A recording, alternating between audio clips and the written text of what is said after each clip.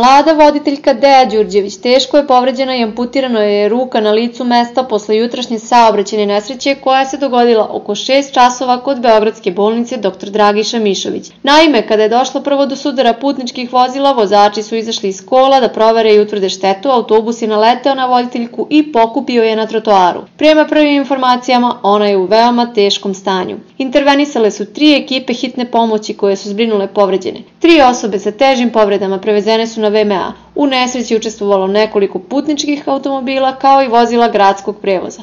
Razlog udesa je najverovatnije proklizavanje. Kako tvrde očevici i učesnici nesreće, voda zbog havarije na vodovodnoj cevi ulice Ljutice Bogdana slivala se niz ulicu koja je potom poledila.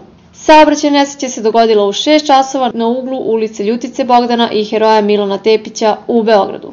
Profesor Darko Mirković sa VMA rekao je da je primljeno 3 povređenih, od kojih je 2 sa teškim povredama. Žena koja se nalazi na intenzivnoj nezi ima teške povrede ekstremiteta. Najprije su se sudarila 2 automobila, potom je u njih udario autobus, pa još nekoliko vozila. Intervenisale su 3 ekipe hitne pomoći koje su zbrinule povređene.